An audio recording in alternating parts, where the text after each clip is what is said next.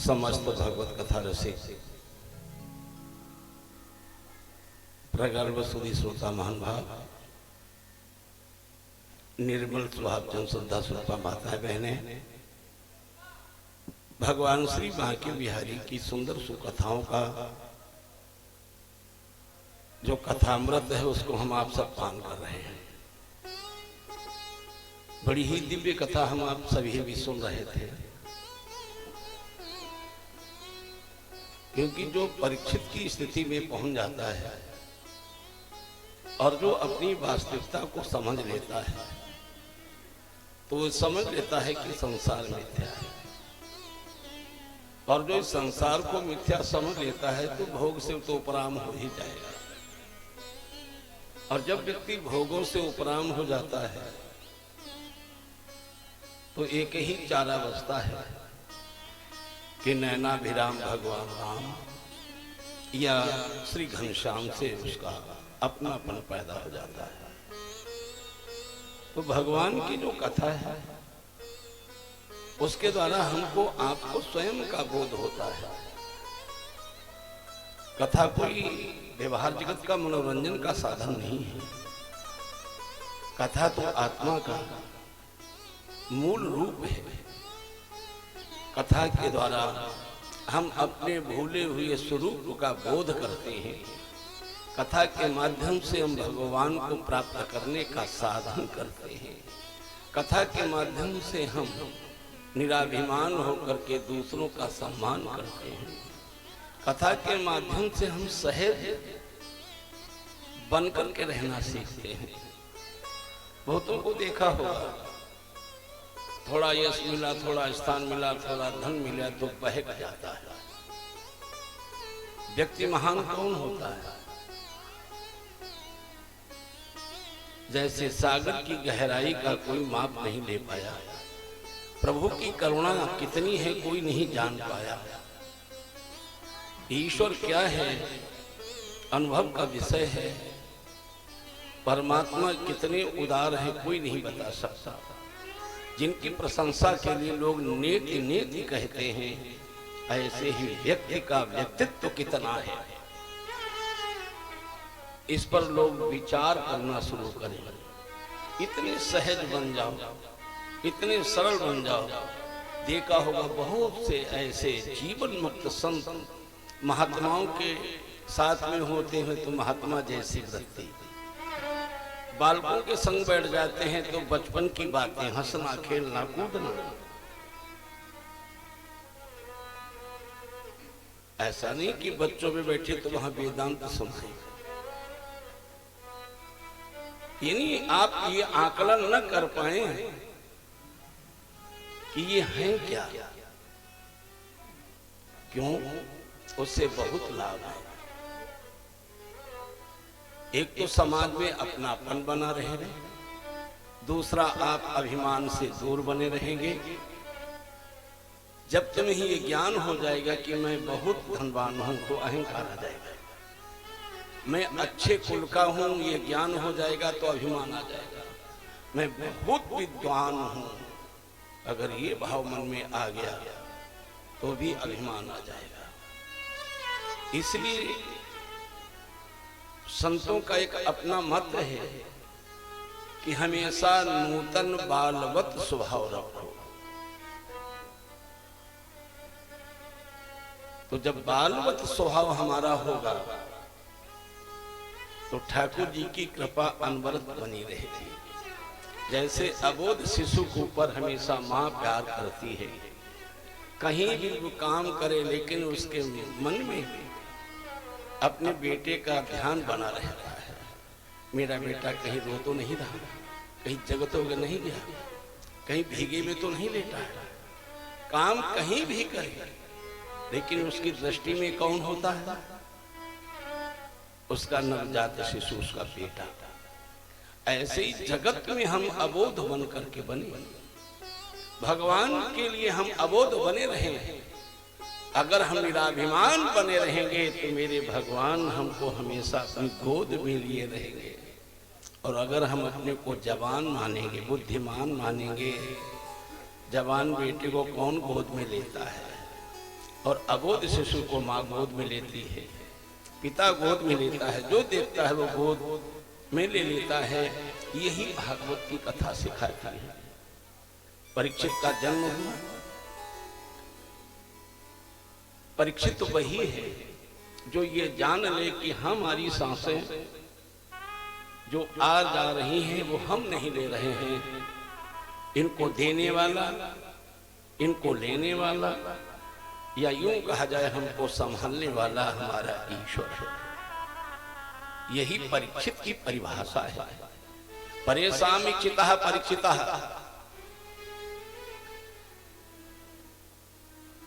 जो दूसरे की कृपा का अनुभव करे वही परीक्षित है।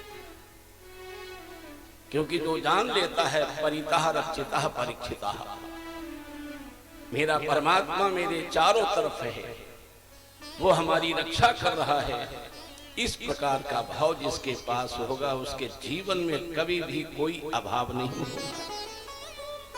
इसलिए भगवान की दिव्य कथा भी आप लोगों ने परीक्षित जन की सुनी। आइए मैं भी कुछ चर्चा करूं, उससे पहले 2-4 बार भगवान का परम मंगलमय नाम लिया जाए। सब लोग मिलकर के प्रभु का पावन नाम बोलेंगे। सबको बोलना है कि मोरे राधा रमण गिरधारी गिरधारी श्याम बनवारी रे। मोरे राधा रमण गिरधारी श्याम बनवारी, मोरे राधा रमण गिरधारी गिरधारी श्याम बनवारी। सभी को बोलना है मोरे राधा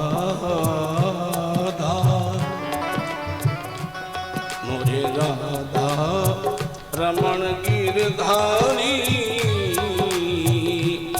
गिरधारी श्याम बनवारी रे। गिरधारी गिरधारी श्याम बनवारी रे। गिरधारी श्याम बनवारी रे। गिरधारी श्याम बनवारी रे। गिरधारी श्याम बनवारी रे। गिरधारी श्याम बनवारी रे।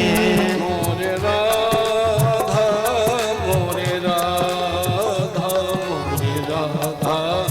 रमण गिरधारी गिरधारी श्याम बनवारी रे। मोरे रमण गिरधारी गिरधारी श्याम बनवारी रे।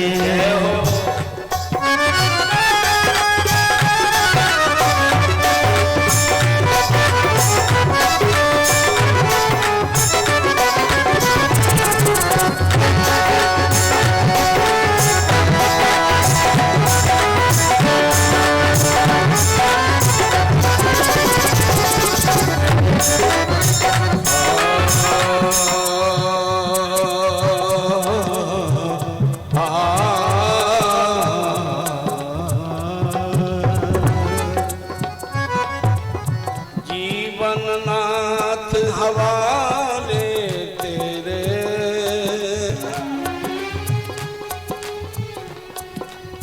जीवननाथ हवाले तेरे, जन्म जन्म के काटो फेरे। जन्म जन्म के काटो फेरे, जन्म जन्म के काटो फेरे। जीवननाथ हवाले तेरे, जन्म जन्म के काटो फेरे। जन्म जन्म के काटो फेरे, जन्म जन्म के काटो मेरे आया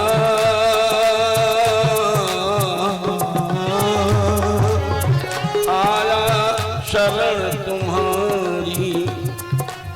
हे प्रभु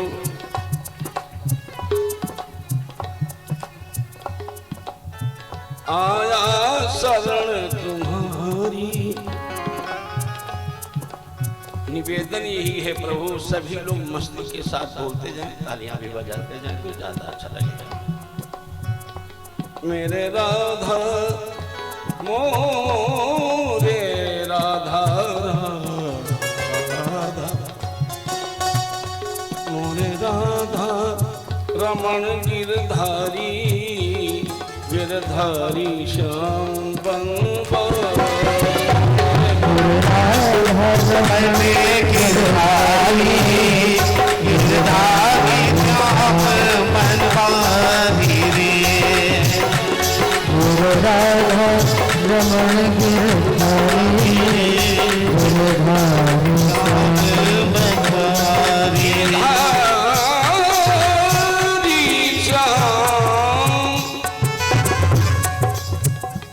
गिरधारी गिरधारी गिरधारी गिरधारी श्याम बनवारी। मोरे राधा रमन गिरधारी गिरधारी श्याम बनवारी।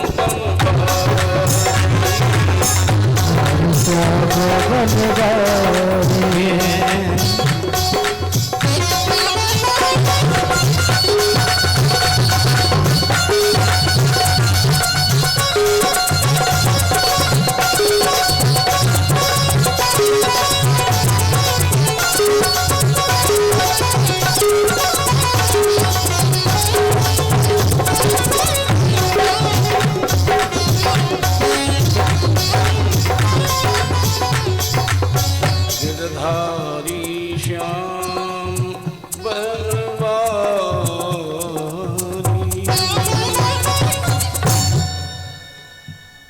जय जय श्री राधे।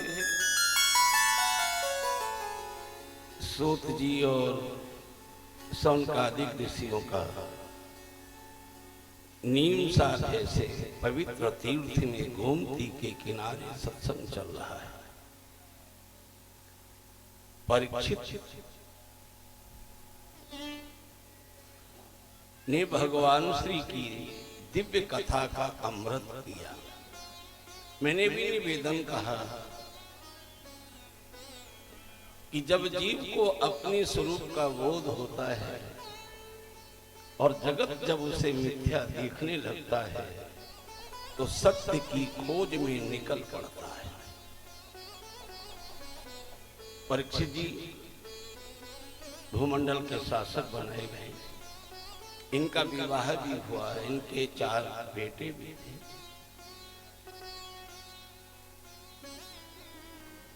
और जिनके जीवन की रक्षा स्वयं भगवान मधुसूदन ने की थी, जिन्होंने धर्म की रक्षा के लिए धनुष बाण भी धारण कर रखा था। भगवान अपने भक्त को कैसे बुलाते हैं, अपनी शरण कैसे देते हैं, ये भी इसमें परिदृश्य होता है, परिलक्षित होता है। परीक्षित जी महाराज जब जन्म हुआ, नामकरण संस्कार हुआ, पढ़ाई लिखाए गए, युवा हुए, विवाह हुआ, समय आने पर राज्याभिषेक हुआ, पांडवों का स्वर्गारोहण हुआ, परीक्षित जी शासक बन गए, धराधाम पर धर्म की रक्षा कर रहे थे, शिकार भी खेलने जाया करते थे। और एक दिन ऐसा अवसर आता है जहां पे परीक्षित जी ने देखा कि एक गऊ है और एक बैल है, दोनों का संभाषण हो रहा है। गाय भी बोल रही है और बैल भी बोल रहा है। इसका मतलब परीक्षित कितने भगवत भक्त होंगे, कितने विद्वान होंगे, कितना आत्मचिंतन में प्रवीण होंगे, कुशल होंगे, निष्णात होंगे, दक्ष होंगे कि पशुओं की भाषा का भी उन्हें ज्ञान था। जो बैल है, बैल के 4 चरण होते हैं, 4 पैर होते हैं, 3 टूटे हुए थे, एक पैर लगा हुआ था। गौ के आंखों से अश्रुधारा अविरल प्रवाहित हो रही थी। प्रखव ने, बैल ने धरा से पूछा, गौ रूप धारणी कौन है? पृथ्वी। और ये जो बैल के रूप में वो धर्म है। माँ होती है। पृथ्वी ने पूछा, मानी गौ ने पूछा, तुम्हारी बड़ी दुर्दशा है, इसलिए मुझे रोना आता है। धर्म ने कहा, मां मेरे 3 चरण तो चले गए हैं, क्योंकि कलयुग आ गया है। केवल एक चरण लगा हुआ है जिसको दान कहते हैं। धर्म के 4 चरण होते हैं, सत्य, शौच, दया और दान।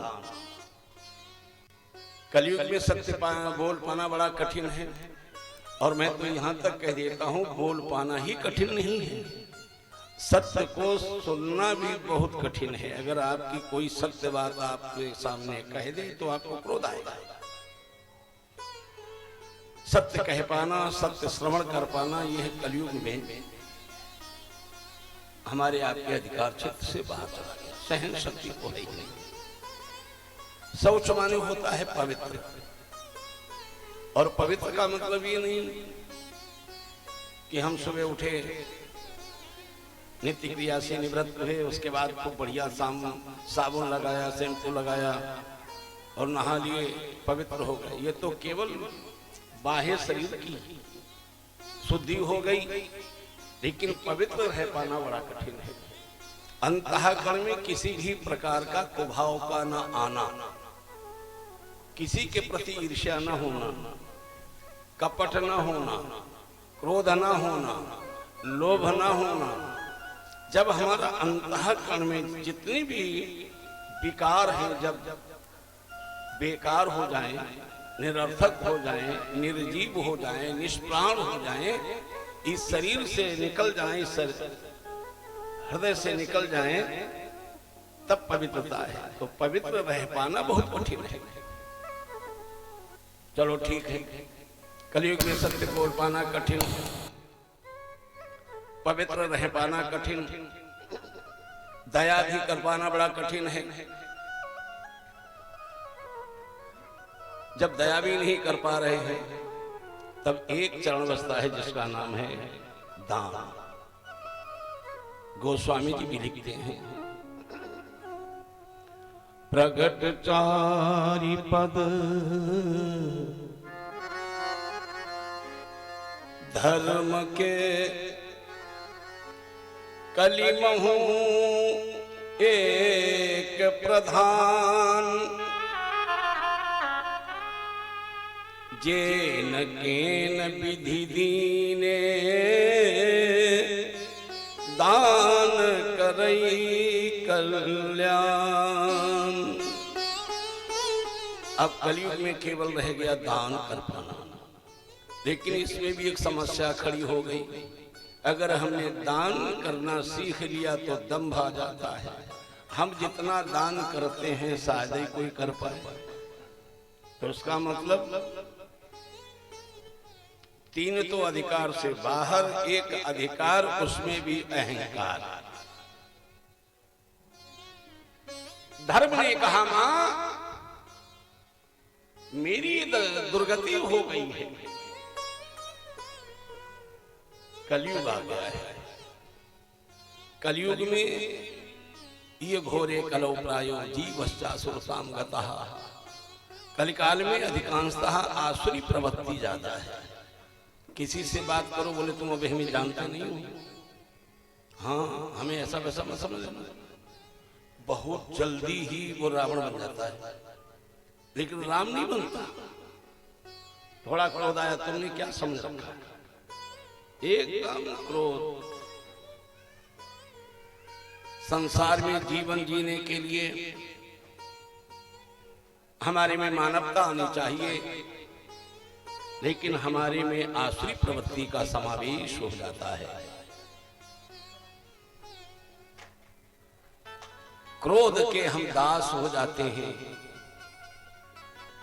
विवेक को हम लोग नष्ट कर लेते हैं। भगवान की कथा हमको आपको बताती है, सहन शक्ति करना सीखो। जितना हम आप सहन शक्ति अपने पास रखेंगे, उतना जब संयम रहेगा तो नियम अपने आप अच्छा हो जाएगा। और जब संयम ही नहीं है तो नियम की तो आशा न करो। धरा और धर्म दोनों आपस में विचारों का आदान प्रदान कर रहे थे। मां वसुंधरा के आंखों से आंसू बह रहे। धरा ने कहा, लाल अगर तुम्हारी ये दशा है तो मैं तो रसातल को चली जाऊंगी। अब परीक्षित जी इस संभाषण को सुन रहे थे। परीक्षित जी के मन में विचार आया, हमारे राज्य में और धर्म की हम रक्षा कर रहे हैं, धर्म की ये दुर्गति, क्योंकि आसुरी प्रवृत्ति का एक ही काम होता है। बोले क्या काम होता है आसुरी प्रवृत्ति का? कि झूठ ही लेना, झूठ ही लेना, झूठ ही भोजन, झूठ चबेना, झूठ ही लेना, झूठ ही देना, झूठ ही भोजन, झूठ चबेना, झूठ ही लेना।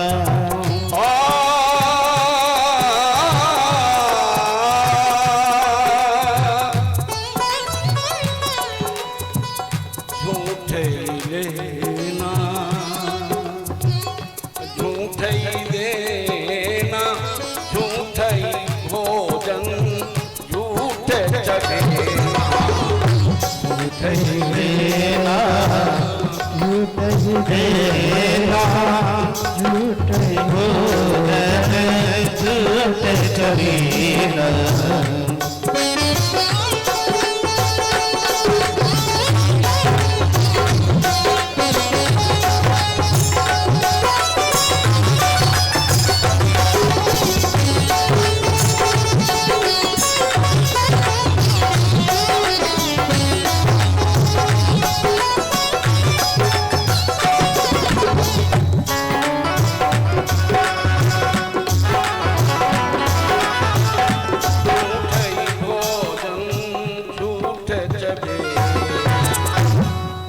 जहां भी देखते हैं यही आता है। जहां देखो वहां मिथ्या भाषण, जहां देखो वहां मिथ्या चर्चा, जहां देखो वहां झूठ ही झूठ।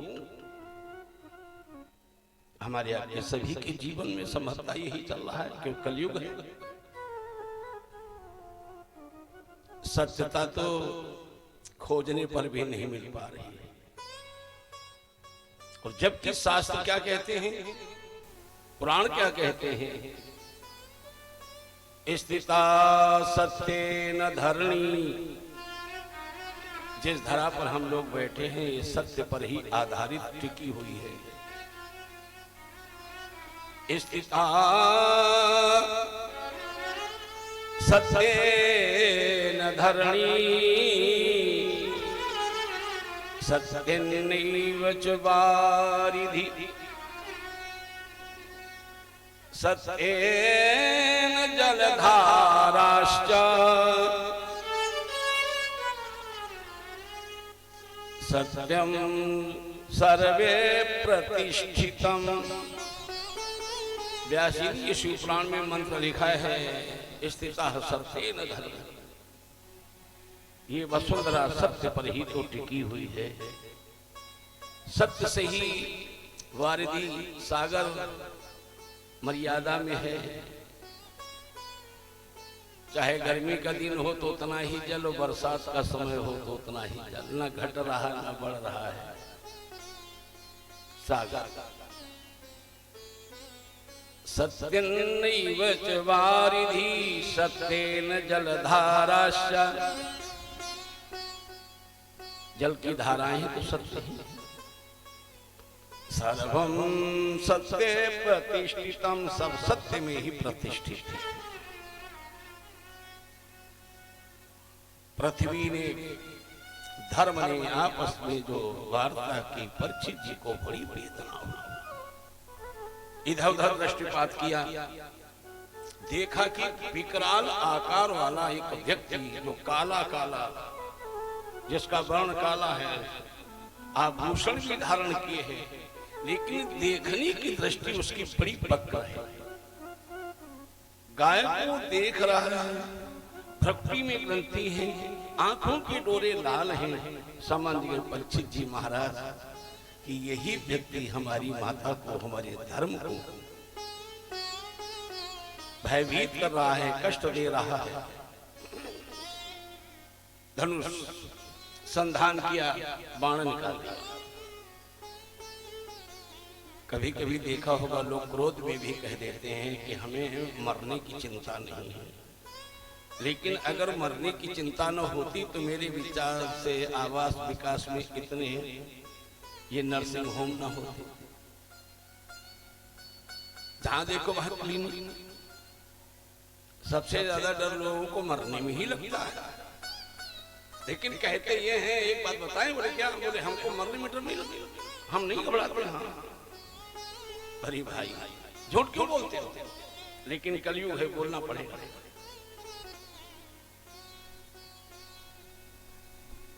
कलयुग शरण में आ गया। त्राहिमाम खड़े लगा। महाराज परीक्षित के हृदय में करुणा तो पहले से थी, भगवान की कृपा की पात्र है। और भगवान शंकर तो यहाँ तक कहते हैं कि शरणागत कौजे तजहि निज अनहित अनुमान, हे नर पामर पापमय नहीं बिलोकति। आए हुए शरणार्थी को जो अभय प्रदान नहीं करते, उसके भय को दूर नहीं करते, सामर्थ्यवान होने पर भी उनकी सामर्थ्य बेकार है। यो वै सामर्थ्य युक्तोसी नोपकारम करिष्यति। व्यासी लिखते हैं, यो वै सामर्थ्य युक्तोसी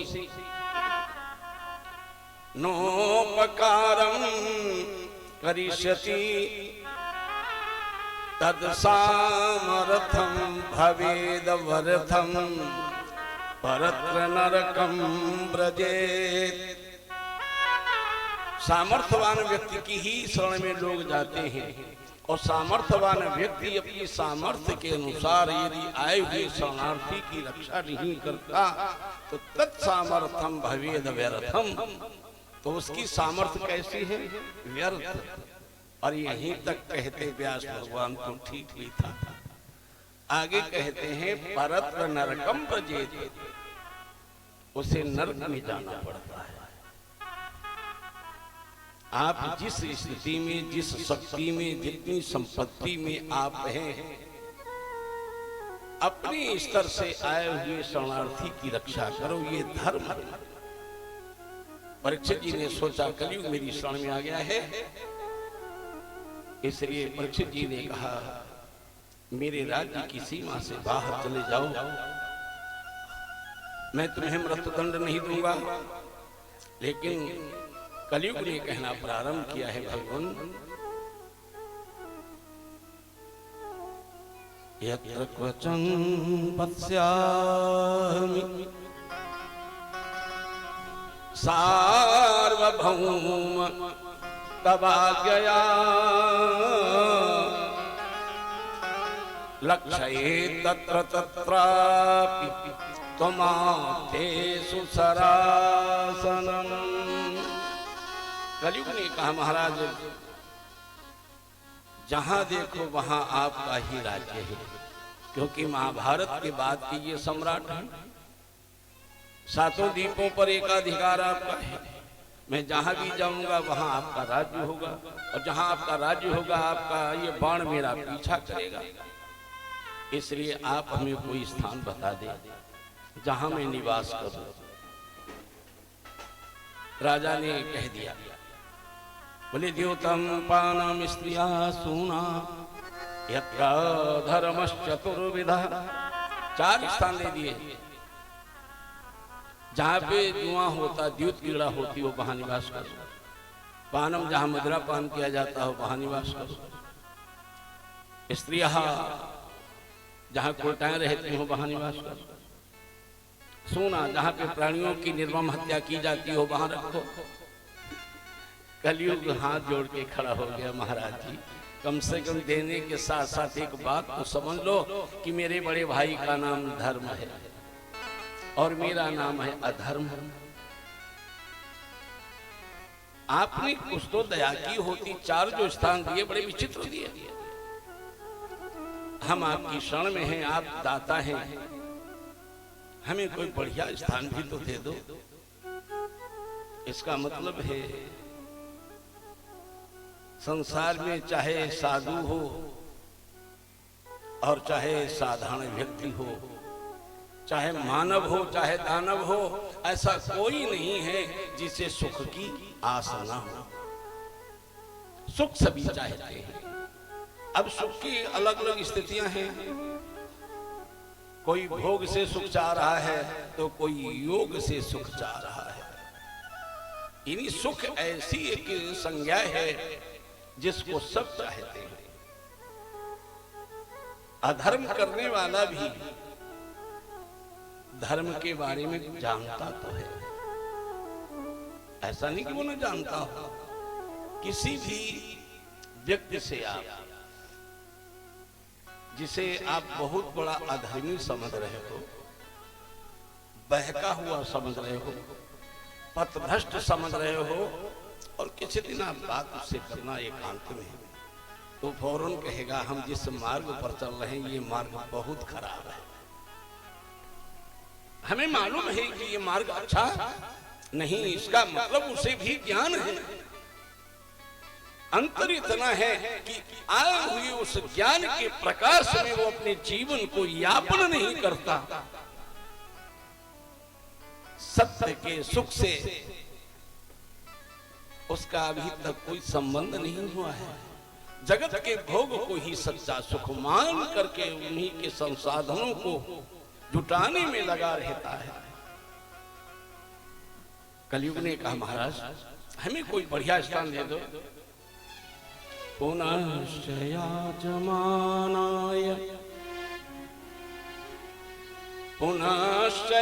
पुनश्चयाचमानाय जातरूपमदात् प्रभो ततो नृतं मदं कामं रजो वैरं च पंचमम्। व्यासी भागवत में लिख रहे हैं, राजा जब तक सत्ता भगवान की समझते रहे, ये सत्ता समाज की समझते रहे, जब तक राजा के हृदय में धर्म का स्वरूप बना रहा, सात्विक प्रवृत्ति में बने रहे, तब तक उनके द्वारा कोई भी ऐसा वाक्य नहीं निकला जिसके द्वारा उन्हें कोई वेदना होती। लेकिन राजा का मन रजोगुण में पहुंच गया। ये मन में विचार आया कि मैं राजा हूं। अभी तक क्या विचार था? ये जो कुछ है वो भगवान की कृपा से है। हमारी रक्षा करने वाले कौन? गोविंद। जीवन की रक्षा करने वाले गोविंद, और इस पद पर बैठाने वाले कौन? गोविंद। अब मन में क्या विचार आया? जब प्रशंसा की कलयुग ने, तो राजा के मन में आया मैं सम्राट हूं। और जहां ये भाव आया रजोगुण का, ऐसे ही राजा का मन कहां गया? रजोगुण में। और रजोगुण प्रधान क्या होता है? सुवर्ण, जिसको सोना कहते हैं। राजा ने बिना सोचे समझे ही उस कलयुग को सोने में स्थान दे दिया, सुवर्ण में स्थान दे दिया। भूल हो गई। जीवन एक यात्रा है, बड़ा सावधान होकर के जीवन यात्रा यापन करना चाहिए। राजा से थोड़ी सी भूल हो गई कि मन में रजोगुण आया कि वाणी से शब्द निकल गया कि मैं तुम्हें सुवर्ण में स्थान दे रहा हूं। दो प्रकाश होते हैं, एक तो है परमात्मा का प्रकाश और दूसरा होता है भोगवाद में सोने का प्रकाश। सोने में भी लाइट होती कि नहीं? इतनी लाइट होती है, अगर कहीं 3 तोला की गले में पड़ी हो तो सर्दियों में भी सर्दी नहीं लगती। बटन खोले देखो, सर्दी क्यों? सोना नहीं पड़ा है। अगर वो बंद होगा गला और नीचे पड़ी होगी तो दिखाई नहीं पड़ेगी, तो ठंड नहीं लगती। दूर से देखो कि हां हम जो धारण किए हैं, हास्य नहीं, ये कड़वा सच है।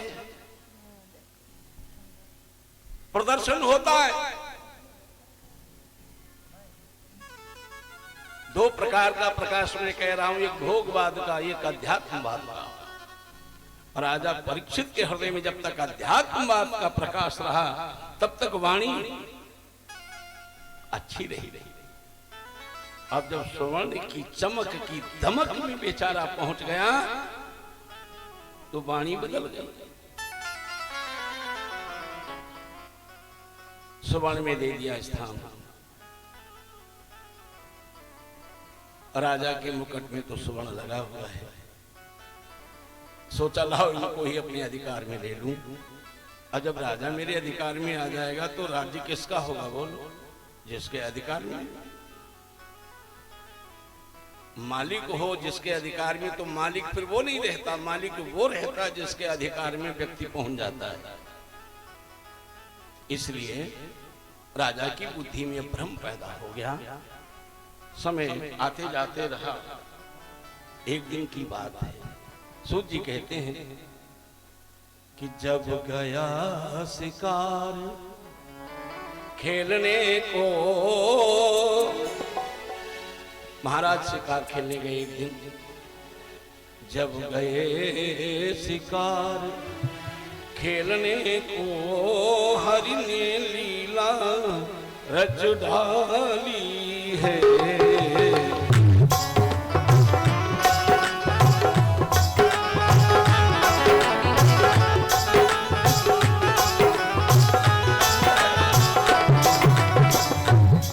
जब गए शिकार खेलने को, हरि ने लीला रच डाली है। महाराज परीक्षित जी शिकार खेलने गए। लीला माने माया। हरि ने लीला रच डाली है। जग उपवन है, जग उपवन है, कहते मुनि जी भगवान बना जग माली है।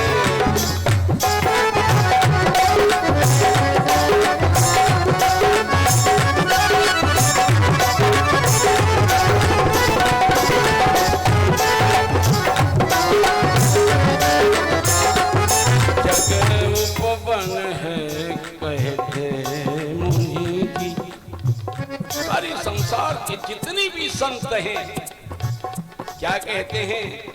जग उपवन है, कहते मुनि जी भगवान एक जग माली है।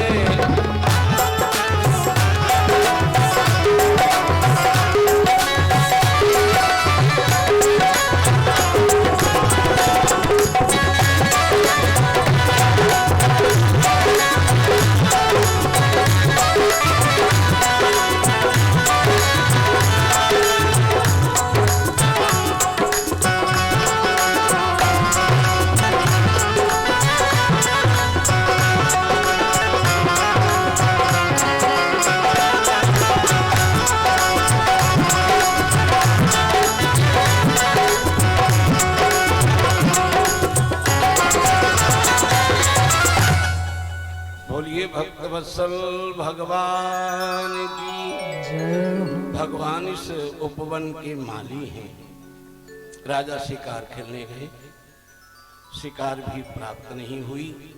मध्याह्न काल की बेला थी, प्यास लग रही थी। एक संत के आश्रम में प्रवेश लिया,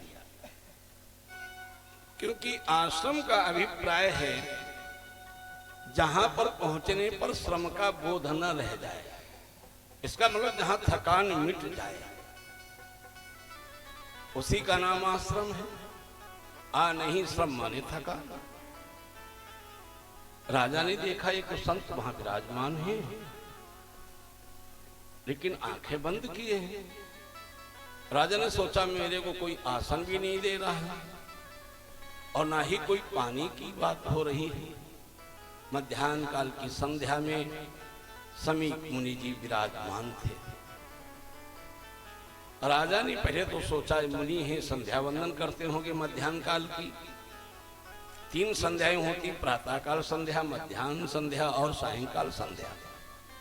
तो दोपहर की वेला में मस्त भगवान के ध्यान में आनंद ले रहे थे। लेकिन राजा के ऊपर तो कलयुग का अपना प्रभाव था। राजा ने सोचा लाओ मैं परीक्षा लूं, और बड़ी विनम्रता के साथ में निवेदन कर रहा हूं, कभी भी संत की और सती की परीक्षा मत लेना। संत और सती की परीक्षा नहीं ली जाती, इनकी कृपा की प्रतीक्षा की जाती है। लेकिन राजा बड़ा ज्ञानवान होने के बाद में भी परीक्षा ले बैठे। एक मरा हुआ सर्प पड़ा हुआ था, धनुष की नोक से उठाया और महाराज के गले में जैसे लोग माला पहनाते हैं उस प्रकार से पहना दिया। संत तो सहज स्वभाव में मस्ती में प्रभु की भक्ति में बैठे थे, कोई मतलब नहीं, देह का ज्ञान ही नहीं था। राजा वहां से चले गए और जब अपने राज में पहुंचे, सिंहासन पे उतार करके अपना मुकुट रख दिया, तैसे ही बोध आया। जब भोगवाद हटा, योगवाद में मन पहुंचा। मन में विचार आया कि आज मेरे हाथों से एक संत का तिरस्कार हो गया। फूलों की हार की जगह मरे हुए सर्प का हार बना करके मैंने एक संत का श्रृंगार कर दिया। पश्चाताप की अग्नि में जलने लगे, क्योंकि ज्ञान था ना, ये मैंने अच्छा नहीं किया है। क्योंकि संत की महिमा का गान कोई कर ही नहीं सका। संतन की महिमा रघुराई, बहुविधि वेद पुराण गाई। संतन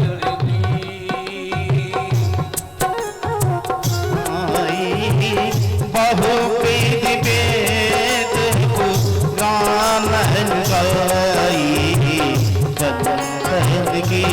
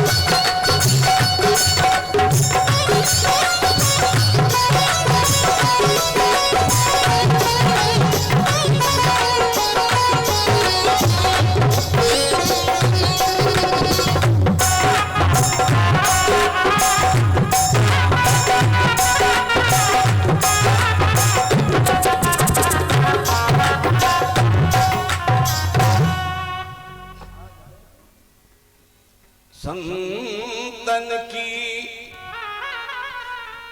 महिमा रघुराई,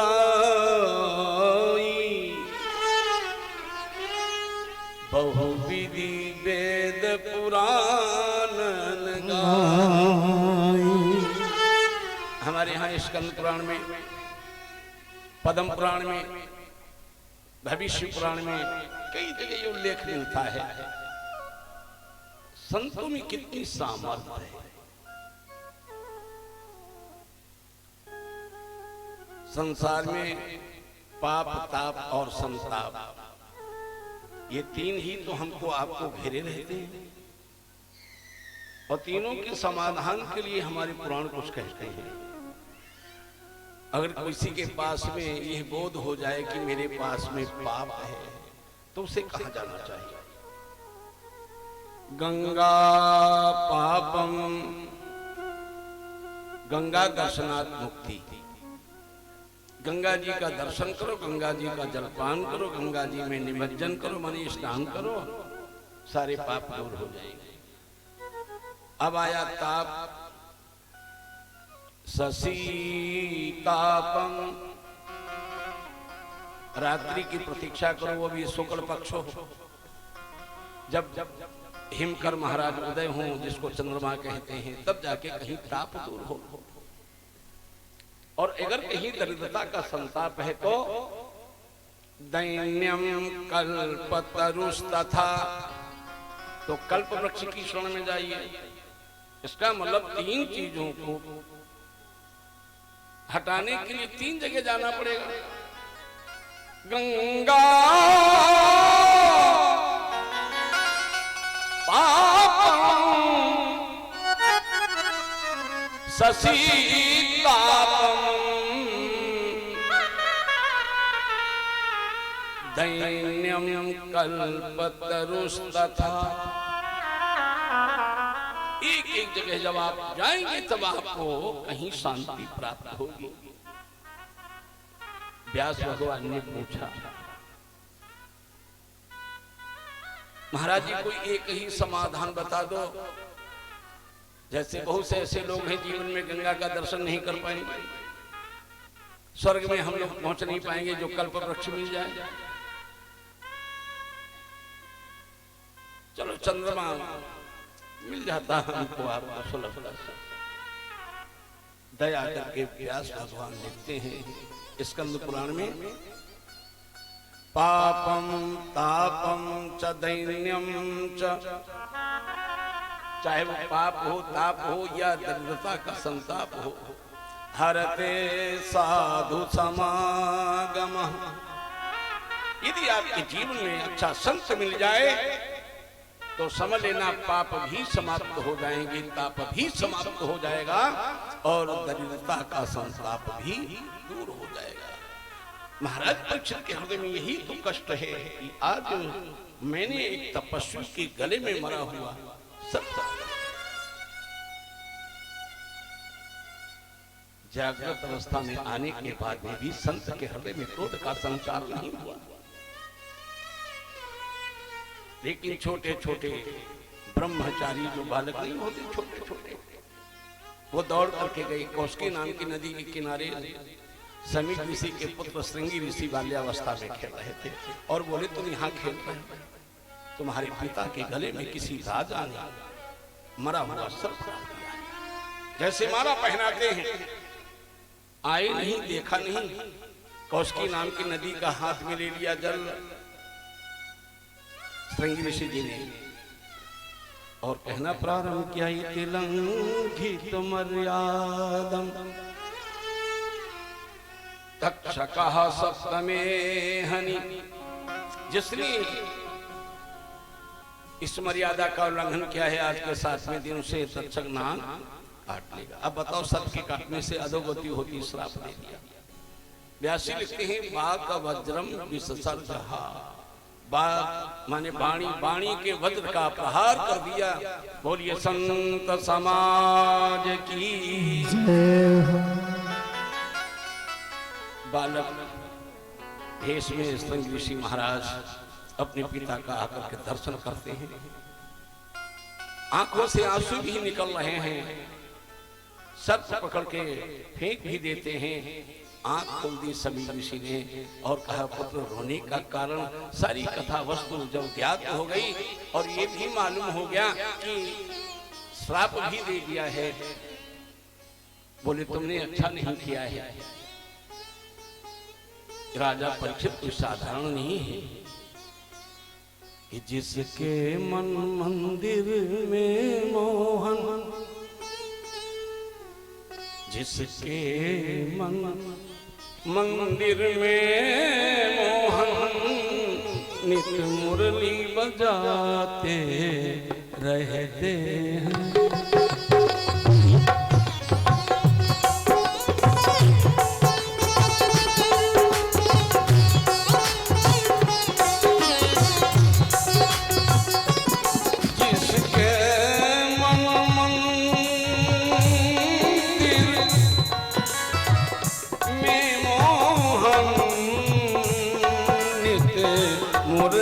बजाते रहते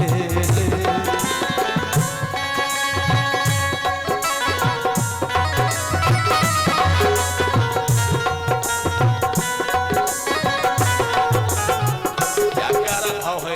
संतों का अपना स्वभाव देखें। जिस परीक्षित के द्वारा महाराज समीर ऋषि के गले में मरा हुआ सब डाला गया है, लेकिन संत कितने सहज स्वभाव के होते हैं, अपने बेटे को समझा रहे हैं। जिसके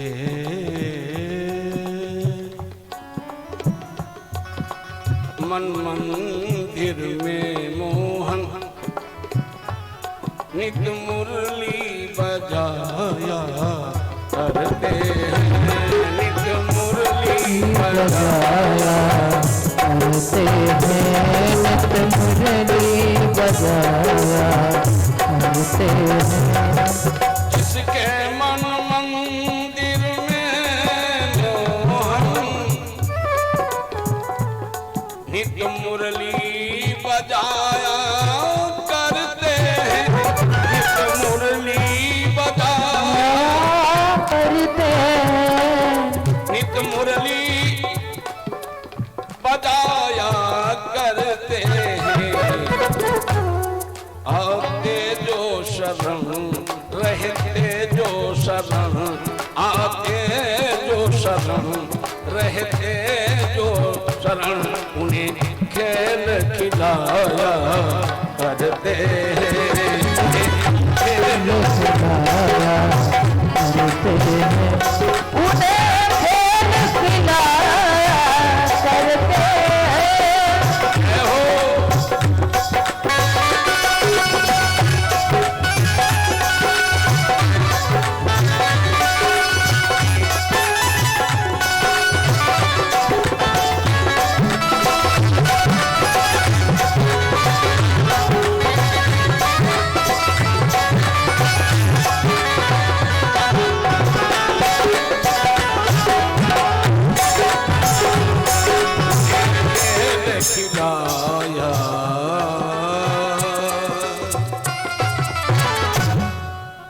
ऐसे भगवान के भक्त को तुमने श्राप दे दिया। आश्रम से स्वयं समीर ऋषि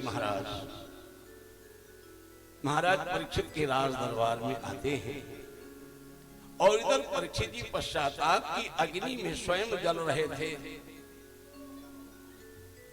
विचार कर रहे थे मेरे द्वारा जो नहीं होना चाहिए था वो काम मेरे से हो गया। आंखों से आंसू बिहारी जी को मना रहे थे। संत का आगमन हो गया, समीर ऋषि को देखा, चरणों में गिर गए। समीर ऋषि ने कहा, राजन मैं तुम्हें जगाने आया हूं। यूं तो हम आप रोज उठते हैं, शाम को सो जाते हैं, ये तो क्रम है जीवन जीने का, लेकिन जागृत अवस्था में आना ये भगवान की कृपा पर निर्भर करता है। या तो संत को दया आ जाए तो किसी जीव को जगा देता है, या भगवान किसी प्रेरणा से जगा दे। यानी संत और भगवंत के अलावा कोई नहीं जगा सकता। और जगत में केवल मां जगा पाती है जगत के लिए, और जगतपति से मिलने के लिए कोई संत ही जगाता है। देखा होगा, इसलिए दोनों जगाने का काम करते हैं, दोनों पालने का काम करते हैं, दोनों आनंद देने का काम करते हैं। इसलिए जगत में सबसे बड़ा यदि कोई सम्मान का पात्र है तो मां, और मां से बड़ा कोई नहीं। भगवान भी कहते करहूं सदा तिन कहे रखबारी, जिमि बालक राखहि महतारी। मैंने भी निवेदन किया है कि या तो संत भगवंत जगाते हैं या मां जगाती है। देखा होगा, हम लोगों ने प्राइमरी में पढ़ा था, उठो लाले आंखें खोलो पानी लाई हूं। याद नहीं? याद है? सुना दो सब लोग। उठो लाले अब आंखें खोलो पानी, बीती रात कमल दल फूले उनके ऊपर। ये कौन सिखाता है? ये धर्म ग्रंथ जीव को जगाते हैं, संत जीव को जगाते हैं। बहुत दिन सो लिए मोह की रात्रि में, अब तो जाग जाओ। भगवान तुम्हें अपनी गोद में लेने के लिए हजारों बाहों को फैलाए हुए हैं, लेकिन हम आप उस परमात्मा परमात्मा परमात्मा मां, बोलो परमात्मा, क्या लिखे लास्ट में निकलेगा अंत में? परमात्मा, बोलो जी। मां परमात्मा यहां बैठी है, आत्मा मां से हट करके कुछ है ही नहीं। जहां देखो वह मां है। किसी भी धर्म में, किसी भी धर्म में मां से बड़ा कोई नहीं। एक सज्जन से मेरी बात हुई जो हमारे आपके धर्म के कट्टर विरोधी होते हैं। आप लोग समझ गए होंगे। तो मैंने पूछा, तुम्हारे यहां क्षण वंदना को, प्रणाम को माना नहीं जाता है? आप लोग समझ जाएंगे अपने आप में ही। तो उसने बड़ी विनम्रता से कहा, आपके यहाँ माता पिता दोनों को प्रणाम किया जाता है, बड़े भाई को प्रणाम किया जाता है, जीजा को, बहन को, बेटी को। बोले हमारे मजहब में केवल मां के ही पैर छूने का अधिकार है, पिता तक के पैर नहीं छुए जाते हैं। आप लोग समझ गए? जो हमारे आपके मोहम्मदन भाई सीधी कह दो। और एक वयोवृद्ध ने मेरे से कहा है, मोहम्मदन भाई ने, पिता के पैर छुए नहीं, लेकिन मां के पैर छूने का अधिकार हमारे भी मजहब में है। मैं दंग रह गया कि मां का कितना बड़ा पद होगा जो हमारे धर्म के, उसके धर्म में बहुत अंतर है, लेकिन इस स्थान पर सब एक हो जाते हैं, चाहे सिख हो, चाहे ईसाई हो, चाहे हिंदू हो या परमात्मा, वो तो सभी में बैठा हुआ है। महाराज सुध जी कहते हैं, सौनकादिक ऋषियों से समीप ऋषि जगाने आए, और जो जागता है फिर वो काम की बात नहीं करता। जगत में जो जागता है वो तो काहे की चर्चा करेगा, काम की। आज वहां जाना, आज ये करना, आज वो करना, ऐसा होना, वैसा होना। और जो वास्तव में जाग जाता है मोह की रात्रि से, वो राम का हो जाता है, वो घनश्याम का हो जाता है। उसका एक ही लक्ष्य, एक ही संकल्प, एक ही दृढ़ता, एक ही विचार होता है। क्या? कि हम राम जी के, राम जी हमारे हैं, हम राम जी के, राम जी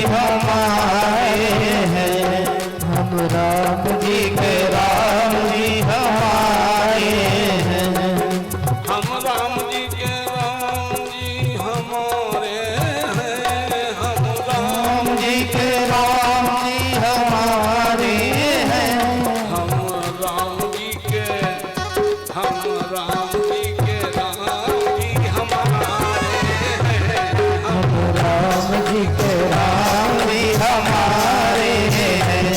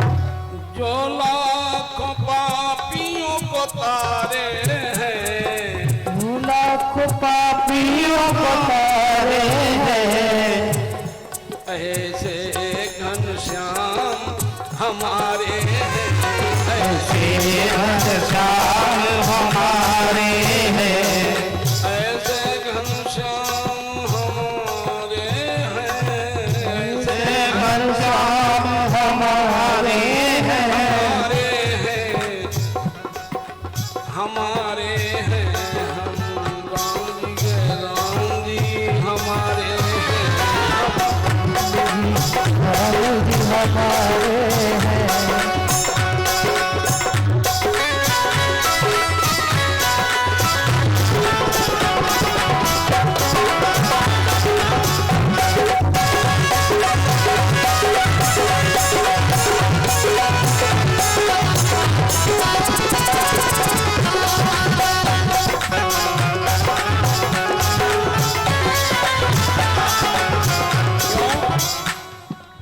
अधम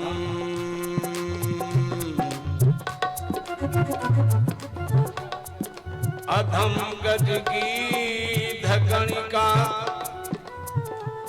मीठी मीठी ताली बजाते रहो। अधम गज की धगणिका, जिसने हंस हंस कर उधारे हैं, अधम गज गीत गणिका जिसने हंस हंस कर उधारे हैं, अजामिल से पतित जिस पतित पावन ने तारे हैं, उसी का नाम एक दिन अपने नीच दासों की खबर लेगा। बंधेगा तार सुमिरन का तो एक दिन तार भी देगा। हम जी के राम जी हमारे हैं, राम जी के राम जी हमारे हैं, राम जी के राम जी हमारे हैं।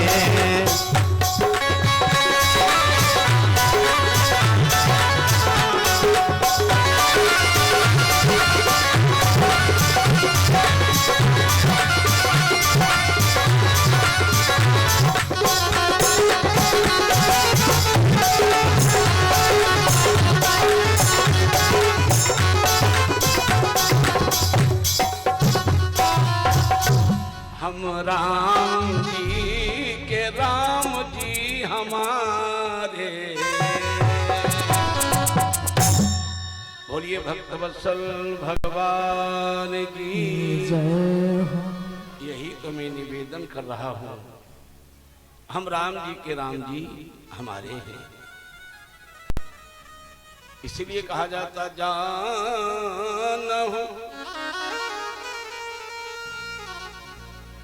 तब ही जीव जग जागा, जब सब विषय विलास विरागा। विषय वासना से जब जीव उपराम हो जाए,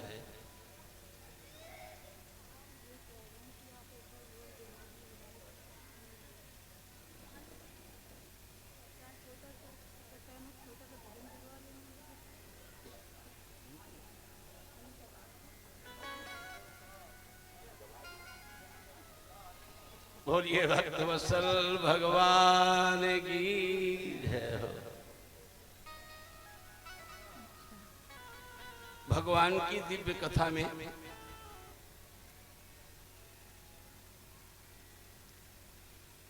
महापुरुषों का आना बहुत जरूरी